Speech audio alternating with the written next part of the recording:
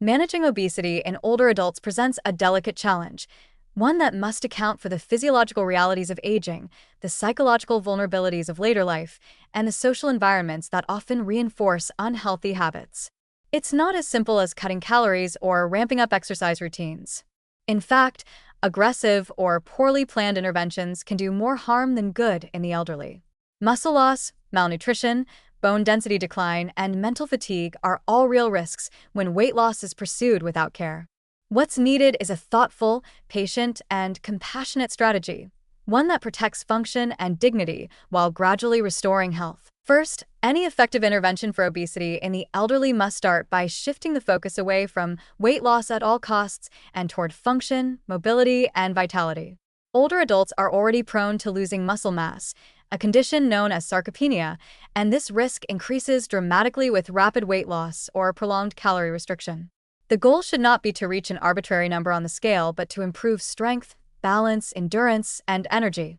A senior who loses 10 pounds but becomes weaker and less mobile is worse off than one who maintains weight while improving physical function. This is where gentle physical activity becomes essential, not for burning calories alone, but for preserving and rebuilding lean muscle, improving circulation, enhancing mental clarity, and boosting mood. Activities such as walking, chair exercises, resistance band workouts, tai chi, water aerobics, and light dancing can be incredibly effective and safe. The key is consistency, not intensity. Even a 20-minute daily walk can have profound effects on metabolism, insulin sensitivity, and inflammation. Importantly, movement reintroduces rhythm and purpose to daily life, especially for those who've lost structure in retirement or isolation. Tailored dietary interventions must also respect the realities of aging. Many seniors have lower appetites, dental issues, digestive concerns, or medication-induced taste changes.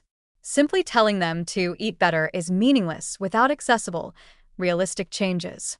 Older adults require fewer calories than younger individuals, yet they need more of certain nutrients, especially protein, calcium, vitamin D, fiber, and omega-3 fats. This makes every bite count. Encouraging smaller, more frequent meals rich in nutrient-dense foods is far more effective than large-scale diet overhauls.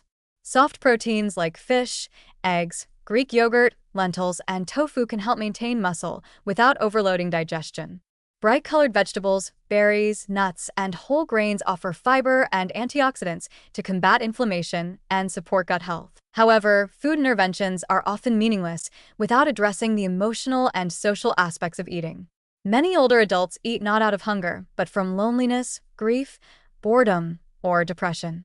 For these individuals, food is comfort, often the only consistent source of pleasure or routine.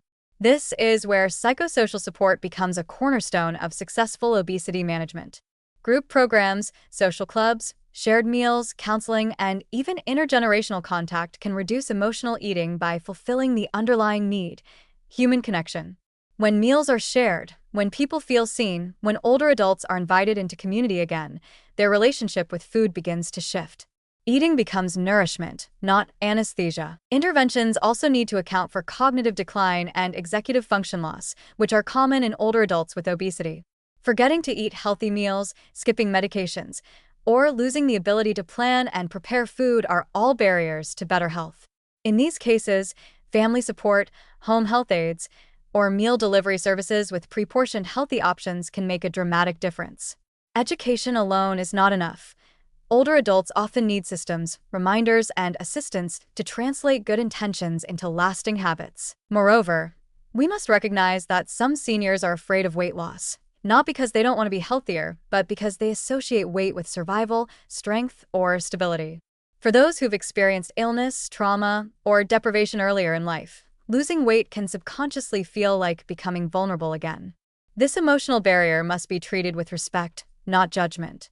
Reassurance, gradual changes, and highlighting gains in strength or energy rather than pounds lost can help reduce fear and increase engagement. We must also be wary of unrealistic expectations and predatory diet culture, which often preys on seniors through false promises of rapid results or miracle supplements.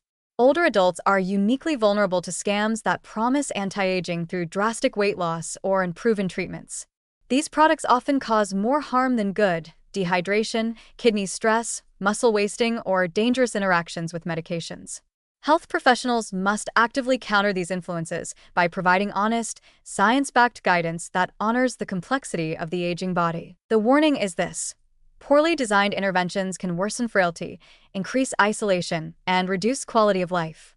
But the hope is equally powerful. When done thoughtfully, interventions for obesity in the elderly can spark a quiet but profound transformation. Not just in weight, but in movement, energy, independence, and joy. The goal should be simple yet ambitious: not a thinner body, but a more resilient life.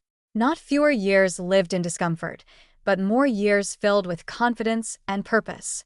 With patience, compassion, and a holistic approach that includes physical, emotional, and social support, older adults can move not only toward a healthier weight, but toward a better, more vibrant way of aging.